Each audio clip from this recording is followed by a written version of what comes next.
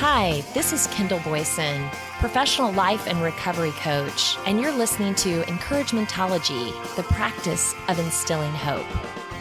Hi there. Thanks for joining me. On this show, we are going beyond the banter as we dive deeper into conversations, elevating small talk into transformative connections. Always looking for something interesting to say that doesn't involve the weather, the State of the Union, or the latest child's milestone? You may not be alone. Social media keeps us somewhat connected on what's new, or the cracked window we're willing to open when it comes to our personal lives. But how can we create more meaningful relationships if we can't find opportunities to open up? A chance meeting in the grocery store or in line at an event isn't the right environment to go deeper, so we may need to carve out the time and encourage thoughtful communication. When was the last time you connected with a friend to chat? Not a text string or a quick phone call, but an intentional catch-up. I venture to say we talk about it more than we do it. In this instant, good intentions don't count. Hey, let's grab lunch. We really should make more time to get together. It's been ages since we caught up. Smile, kiss, and move on for another day when everyone has more time. Newsflash, more time is an exchange, not an addition. You have to reset priorities to find more time, plain and simple. Make it a priority when the opportunity is there. Hey, let's grab lunch. I have my calendar open. How about next Tuesday at 11:30 at Mario's? Sounds reasonable. Let's check out the research to motivate us to go deeper. Deal? On the Washington Post, I found why small talk is boring. Our research shows how you can do better. In surveys we've conducted, most people said they wish they had more meaningful conversations in their daily lives. This is a wise inclination. Behavioral science research consistently finds that the more deep and intimate conversations people have on a given day, the happier they are that day. The more time people spend in small talk, in contrast, the more likely they are to feel, well, not much of anything in particular. Small talk is conversation's purgatory, bidding time waiting for the good stuff. There is an obvious puzzle here. If small talk is so mediocre, then why do we spend so much time engaged in it? One obvious answer is that we think deep conversations are pleasant with good friends, but would be awkward or inappropriate with an indifferent stranger. Our research suggests that assumption is misguided. You probably underestimate how much other people, especially strangers, care about the meaningful information you have to share. As a result, you always underestimate how satisfying deep conversations with those beyond close friends and family can actually be. In a dozen experiments with roughly 1,800 people, as varied as business executives and visitors in public parks, we found that our participants felt happier and more connected than they expected after relatively deep conversations with people they just met. The people in our experiments also expected that deeper conversations would be significantly more awkward than they actually were. The overly pessimistic expectations about deep talk stemmed from the misplaced assumption that one's conversation partner would be largely indifferent to the interaction. In reality, the other person also typically enjoyed getting beyond superficialities. We saw the concerns people have about opening up to strangers on full display in the first experiment we conducted as part of the research project. One of us was giving a presentation at a small conference with roughly 50 high-level financial executives who had no idea what they were in for. We explained that we were about to pair everyone up to discuss 4 questions with another person. The prompts included, for what in your life do you feel most grateful? If you were going to become a close friend with the other participant, please share what would be important for them to know. Can you describe a time you cried in front of another person? We adapted these prompts from a procedure designed by psychologist Arthur Aron and his colleagues to create more intimate conversations between strangers. As soon as the audience saw these questions, one man in the front row hollered out, "Oh crap!" The room laughed nervously while we privately feared commencing the worst conference experience ever. After our executives had spent 10 minutes in conversation, we had to spend another 5 repeatedly asking people to stop talking and come back to the presentation. One person wiped away tears. One pair hugged. The initially stern-faced group came back with noticeably more smiles, as if someone had flipped a switch. On average, these participants reported on anonymous questionnaires feeling less awkward, more connected, and happier after their conversation than they expected to feel before. These have proven to be reliable results. In another one of our experiments, we gave people relatively deep questions to discuss with one person they had just met, and relatively shallow questions to discuss with another new acquaintance. Before the conversations, people expected to prefer their shallow conversation, but afterward, they actually preferred the deeper conversations. The surprisingly positive experience of deep talk doesn't depend on any particular magic of the questions that we gave them to discuss. We observed the same results when we simply asked people to have deeper conversations than they normally would. In this experiment, we first asked people to write down 5 questions they would normally discuss when getting to know someone. They responded with small talk classics like, "Where are you from? What do you do for a living? And how is your work going?" We then asked people to write down another set of 5 questions that were deeper. They did so without much difficulty, with the most common including, "What do you regret most in your life? What do you love doing? Where do you see yourself in 5 years?" Better conversations are not beyond the realm of your imagination. You can have them as long as you're willing to try. The pleasure deeper conversations provided was quite robust. Men and women didn't differ in their enjoyment of them. Extroverts and introverts didn't differ either. Deep conversation with strangers left people feeling as positive as deep conversations with friends.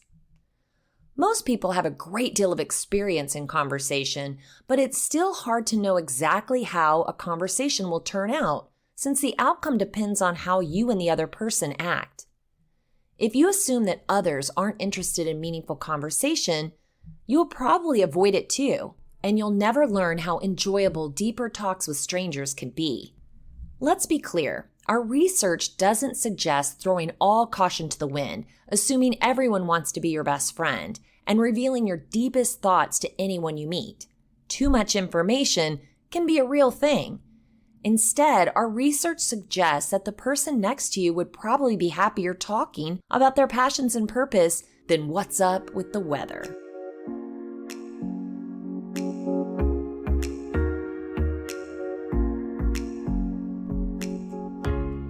Have you ever attended a support group meeting? Not asking you to disclose anything you might be struggling with. And guess what? You don't have to be struggling with anything to want deeper connections. My first support group was about 11 or 12 years ago. It was pretty terrifying, actually, to be honest. I didn't know what to expect at all. I knew I was struggling with something at the moment, and I just wanted to connect with others that felt the same way. So I went. And it followed a particular format, which now, stepping back, I really, really appreciate, but at the time felt kind of stiff and awkward. So I hung in there. And one of the things I learned, first of all, about a support group is it's not really intended for validation. So even though I wanted to meet people maybe challenged by the same issues, I also secretly wanted someone to tell me that I was right and everything that I was going through was normal. Well, you have to learn that on your own. You can't have someone else tell you that. So I did get to connect with people that shared the same issues, and I really learned a lot about their journey because, of course, everyone going is on a different journey. So you can really help others, pull them up, and learn from others that have already walked that walk. At the end, after not getting the validation I was looking for, They said, keep coming back. It works if you work it and you're worth it. They were right, of course. So it did get easier, and I found such a freedom in being able to express myself. Now, I'm an extrovert, and my mom used to say she's never met a stranger. I think I've said this before, but my first grade teacher said she talks more than I do, and I teach the class. So I've never had an issue with opening up to people. But what I found is it really does help if the environment is right and conducive for people to share. In a support group, it is a safe environment. There is like-minded people there. You have time to open up. The floor is yours. No one's going to interrupt you. No one's going to judge you. It gives you just that platform to really be able to share your deepest feelings in a safe environment. But you don't have to have a support group to do that. You can create a connection group.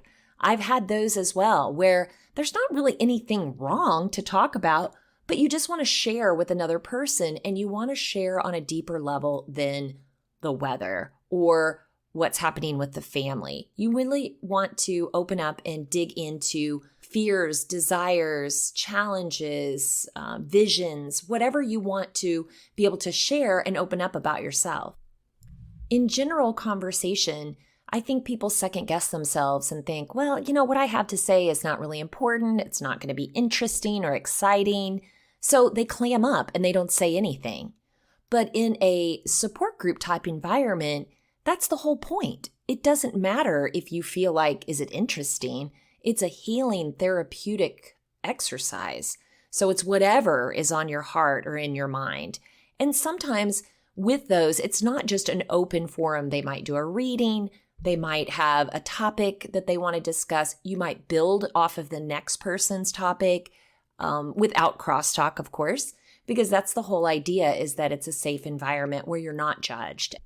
And did you know that you do not have to be a therapist or a professional to run a support group or run a connection group? If the word support freaks you out, think about a connection group. You could have a group for like interest. You could have a women's group, a men's group, whatever you choose to do where you want to bring people together just to talk and connect. You could have a crafters group where you just sit around and do something with your hands and talk and share. The whole idea is to open up, share, learn, and grow. And even if you feel like you have nothing to offer, believe me, you can encourage someone else, which will in turn encourage you. So if you're sitting there thinking, I just don't have very many connections, I don't have very many friends, you are not alone. There are other people that are struggling with the exact same challenge. Open up a group, invite people, get a conversation started, and you would be surprised. Some people just need to wade into the shallow end first. Arlen Kunsick bails us out with small talk topics, the best and worst things to talk about. Small talk topics are good conversation starters between people who don't know each other well. If you live with social anxiety disorder or SAD, making small talk can be anxiety-provoking. It can also be difficult if you tend to be a little bit more introverted. Small talk refers to an informal, polite conversation that often focuses on unimportant or trivial topics. While such social transactions focus on inconsequential topics, they serve as important ways to build rapport, connection, and relationships. Learning to make small talk can help build the confidence you need to start conversations, make connections, and develop your social skills. Even if you're uncomfortable, avoiding small talk altogether only serves to worsen anxiety in the long run. Rather than being scared of small talk, make a point of overcoming your fear of it. One good way to alleviate anxiety is to know what things to talk about and what to avoid. So here you go. Here are some best topics: weather, arts and entertainment, sports, family, food, work, travel, celebrity gossip, hobbies, hometown. As if we need to cover these, but you never know, here are the worst topics: finance, politics and religion, sex, death, appearance, personal gossip, offensive jokes, narrow topics, past relationships, health. Although talking about the weather may seem mundane, it is a good neutral topic that everyone can discuss. Did a big storm just blow through? Are we in the middle of a heat wave? Look no further than outside your door for conversation starters like, "Lovely day, don't you think? Looks like rain is in the forecast. Did you order this beautiful weather?" Arts and entertainment topics are good conversation starters too. Movies and television shows, popular restaurants, popular music, books. Here are some examples of what you might ask. Are you reading any great books? I could use some recommendations. Are there any podcasts you love? Have you tried any new apps or games lately that you really like? I could use some suggestions. Skip talking about movies, television, or books that your conversation partner hasn't seen or read. If no one else has seen the movie, don't go into detail about the plot or the funny scenes.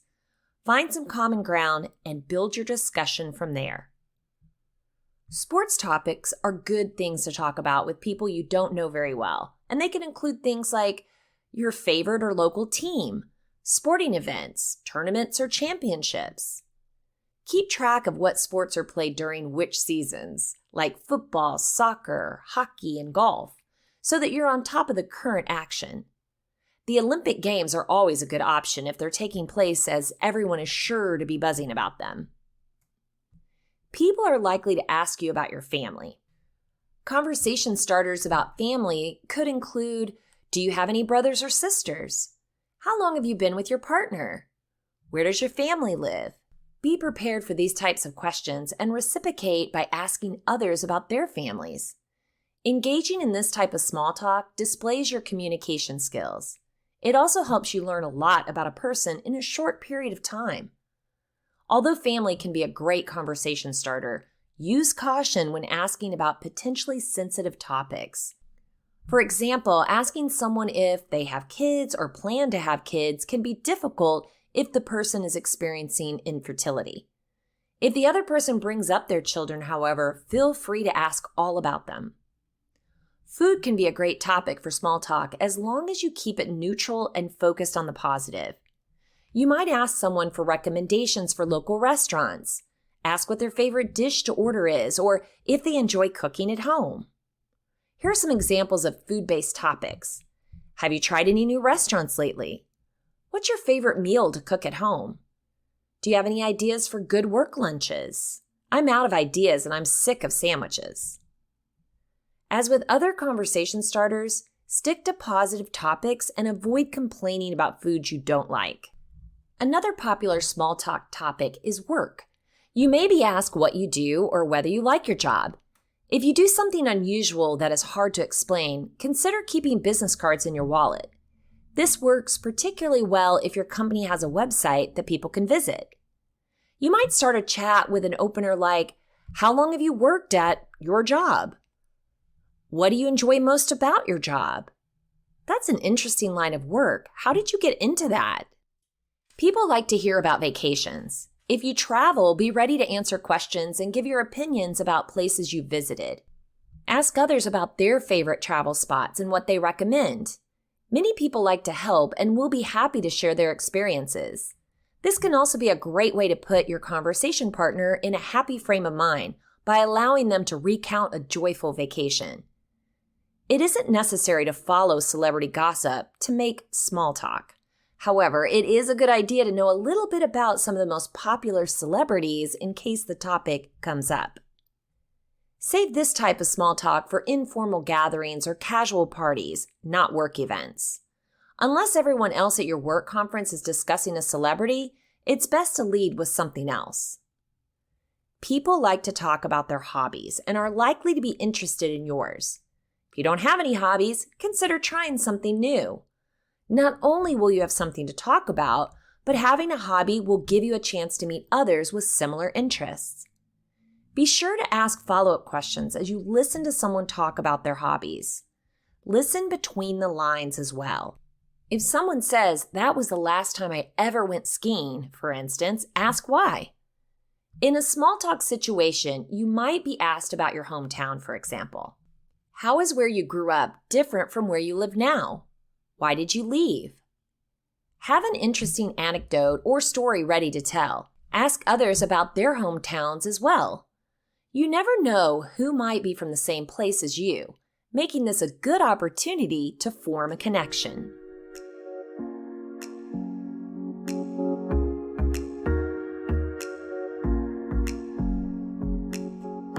Even though those were small talk topics, they were far more in depth than what I see today. So many times we think, nobody cares. They don't want to know what I'm doing. You might have that thought for a moment like, I should stop and talk to that person. And then the next moment, if you don't act, you'll talk yourself out of it. Well, they look busy. They don't want to know what I have to say. Guess what? The reality is that more people would like to make that connection, and they're probably thinking the exact same thing. So you see someone, you make eye contact, hi, and then in the next instant, you're both talking yourself out of it.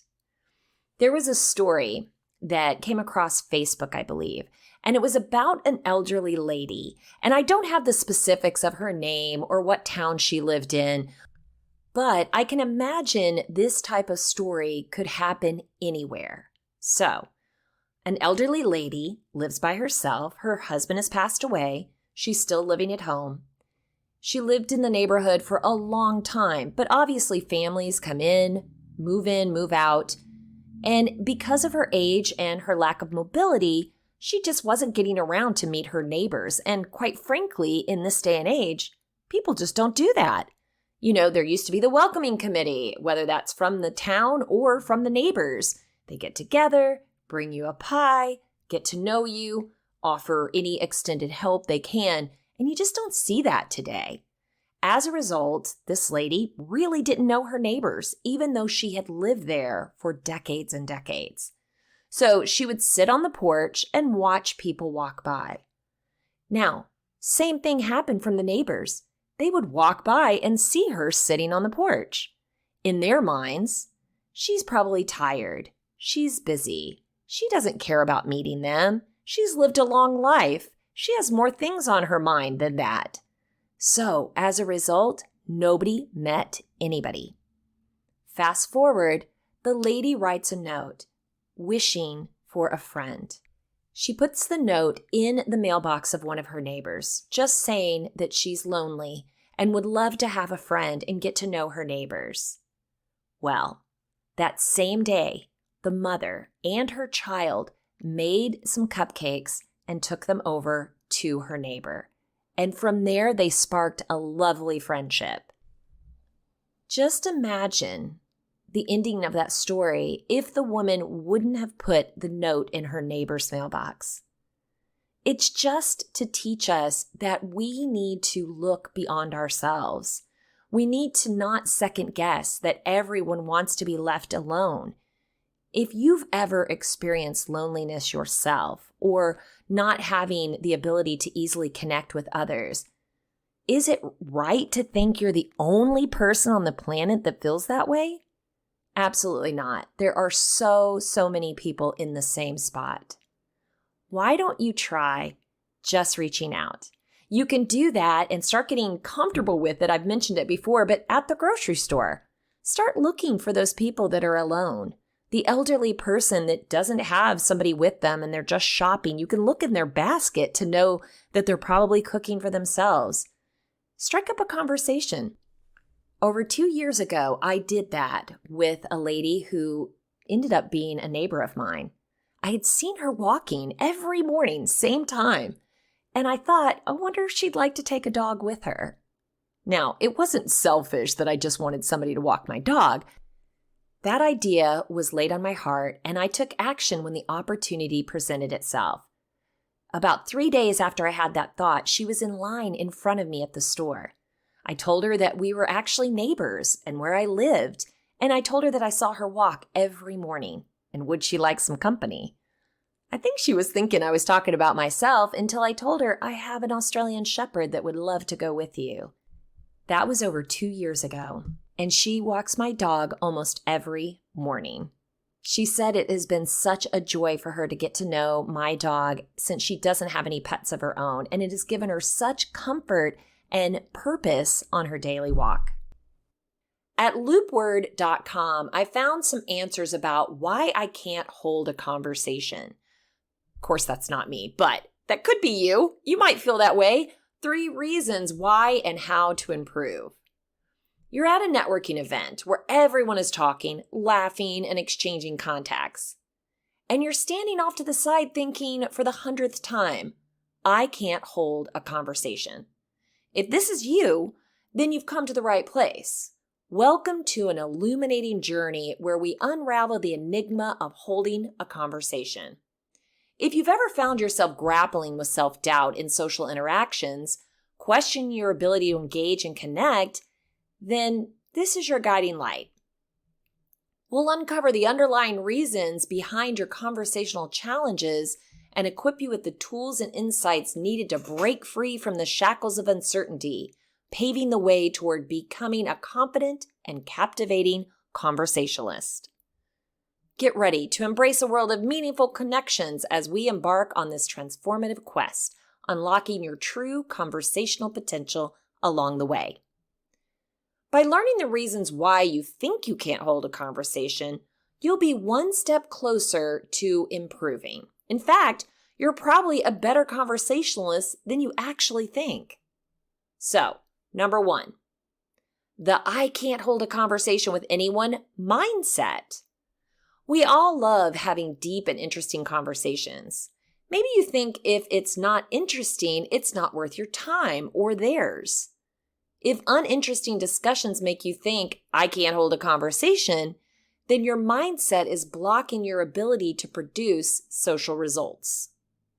Starting a conversation is hard. For example, the meaningless chit-chat, the awkward pauses, and the painful small talk might make you question, why can't I hold a conversation? The fact of the matter is, though, that these aspects often lead to deeper conversations. Or maybe you're at a party and think you need to say something intelligent or funny to be heard. Your mind goes blank and you say nothing. The mental pressure of trying to be cool and witty is holding you back from even holding a conversation. Both of these examples are unhelpful mindsets to have when approaching any new social situation. They hinder your ability to hold a meaningful conversation. Be aware of your thoughts, and checking them at the door will allow you to be part of a more social opportunity. Number 2, social anxiety and social awkwardness can prevent a good conversation. The negative mindset you have can stem from a lot of things, including social anxiety or social awkwardness. Do you ever think, I'm bad at meeting people? I'm a boring conversationalist. I have nothing to say. I can't hold a conversation with anyone. Why can't I hold a conversation? A 2008 study published in the Journal of Anxiety Disorders attempted to uncover how social awkwardness and diagnosed SAD or social anxiety disorder can affect social interactions. The study concluded that individuals that felt socially awkward but didn't have SAD generally performed significantly better than they thought they would. They might have thought, I can't hold a conversation, but others disagreed. It's like giving a speech that you stumbled through, but the message still came across in the end. On the other hand, people with SAD were found to have social performance deficits, gaps in their communication skills that limited how they interacted. In this case, holding a conversation is actually very difficult. It's like giving a speech without knowing the subject or the audience. Luckily, whether you have SAD or just feel socially awkward, all hope is not lost. By learning ways to hold a conversation, you'll become better equipped. Working on yourself is about deep diving into your thoughts, history, and insecurities. Discovering how to overcome the things holding you back in life is important and can be life-changing. And number 3, you haven't learned the right skills yet. Conversations, like any other skill, are something that you learn. Saying, I can't hold a conversation is a lot like saying, I can't ride a bike. It's not doomed to be true forever. By learning what works and practicing, you'll go from asking, why can't I hold a conversation, to wondering, what was I so worried about? Conversations are one of the best ways to connect with others and build quality relationships.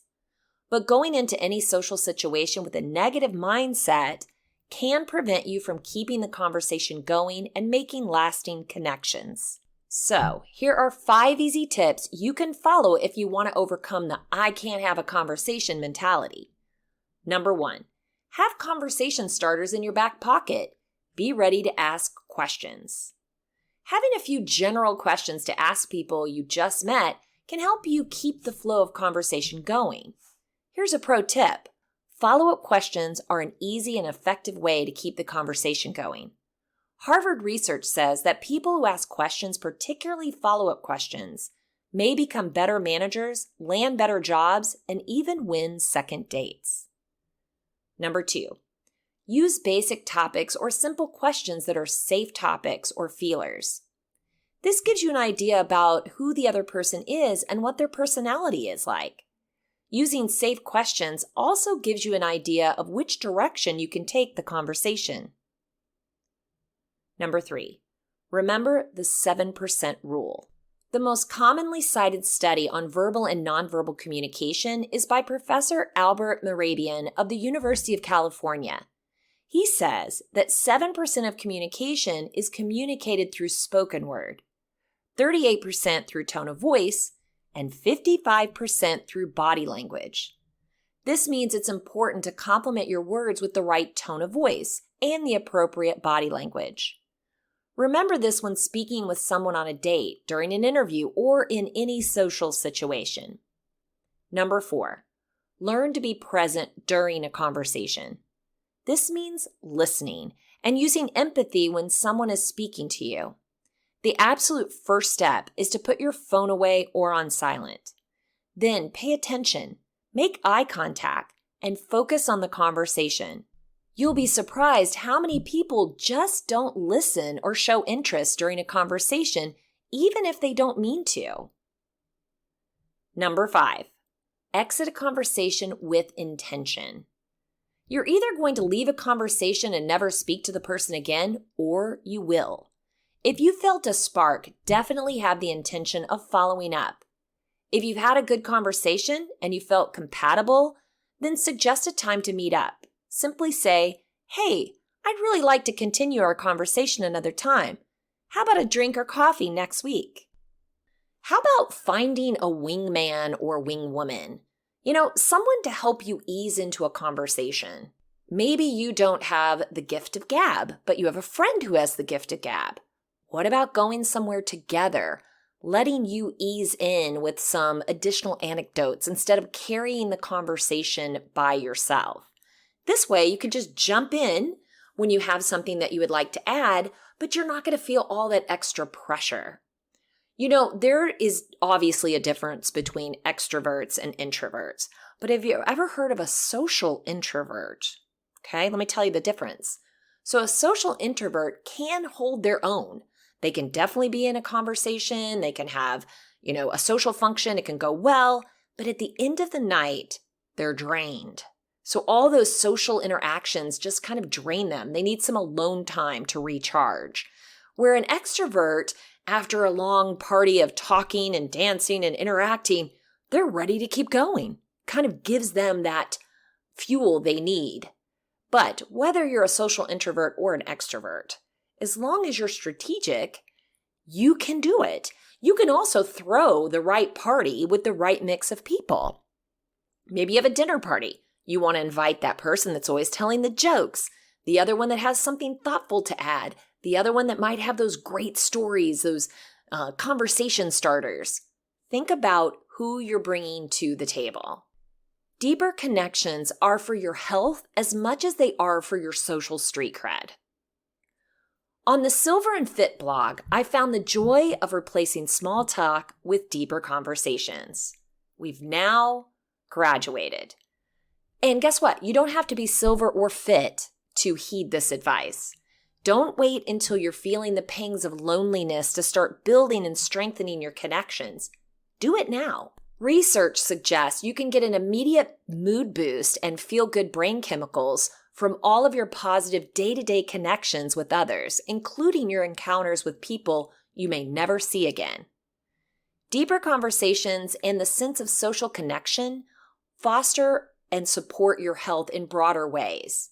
So the research suggests that it could help, obviously, curb loneliness, make you more trusting, kind, empathetic, and cooperative, enhance your sense of belonging, boost your self-esteem and confidence, increase rewarding feelings of happiness and life satisfaction, open the door to developing a greater number of close friends, lower stress and levels of cortisol, lessen the risk for depression and anxiety, increase longevity, lower your blood pressure, and improve inflammation and immune response. Who knew? Whether it's the person sitting next to you on the bus or a new acquaintance you've just met at a party, you can find ways to move past the comfort zone of small talk. That's not to say that small talk itself is bad, right? It's not. We've already discussed this. It can be a helpful icebreaker and a gateway to more in-depth conversations. Taking more chances when talking with strangers can feel scary, but some of these tools might help. Examine your own expectations. If you tend to freeze or revert to small talk with strangers, pay attention to your thoughts. If you notice yourself thinking, I don't have anything to say to this person, I don't think they would find anything interesting, pause and question that thought. Since you don't really know the person, how do you know they won't be interested in what you have to say? How do you know without asking what topics they might really care about? You might have much more in common than you actually think. Sometimes the only way to find out is to take the chance. Notice whether you're clicking with the other person. You can often get a gut feeling when a stranger is warm, friendly, open, and willing to engage. A person's body language and facial expressions often let you know if they might be responsive to having a deeper conversation with you. On the other hand, don't force it. If the person is frowning, looking or turning away, or is unresponsive when you offer a smile or say hello, you might want to cut that chat short. Other opportunities will come your way. Express your curiosity asking open-ended questions, including follow-up questions. This can lead to more in-depth, interesting, and memorable conversations. Asking the other person questions also shows you're curious about them and helps build rapport. Your genuine curiosity can help make the other person feel more at ease and willing to share. One study even found that asking another person questions increases how much they like you. Asking open-ended questions can also help the conversation evolve, grow, and build.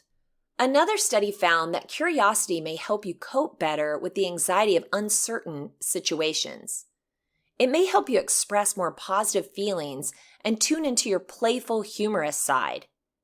Curiosity helps you think outside the box a bit more, and it helps make you less critical and defensive. Listen actively. Pay full attention when you listen to the other person. This means letting go of other thoughts while you listen. It means focusing your attention solely on the other person's story. Try to listen closely, open your mind, and suspend judgment. Active listening also entails looking for nonverbal cues like facial expressions and body language. This can help you discern the feelings behind the person's words. Plus, when you listen closely, you help the other person feel heard. You show them that you care about what they say and feel. This builds trust and rapport, and it may help foster deeper conversations. Share a little of yourself. To take the conversation beyond small talk, open up a bit. You might mention one thing that happened in the past few days that you feel grateful for. You might describe an innovative solution you recently found to a challenge. Or you might share your feelings about a happy event, like a milestone you reached. Evaluate the reactions. Are you pleasantly surprised by how interested and curious the other person was? Were they open and willing to share about themselves? Did the exchange feel less awkward and more rewarding than you expected? Did you feel engaged, relaxed, and happy while talking? How about afterward? Being mindful of the pleasant experiences you have during deeper conversations with strangers may build your motivation to seek them out more often. You may start to feel happier and less stress. And who knows? As you start connecting more deeply with strangers, new friendships may blossom.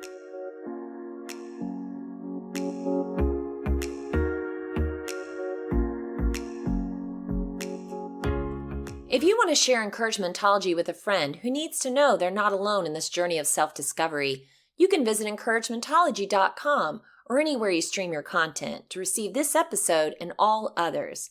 Follow us on Facebook and Instagram for additional encouragement throughout the week. So I challenge you.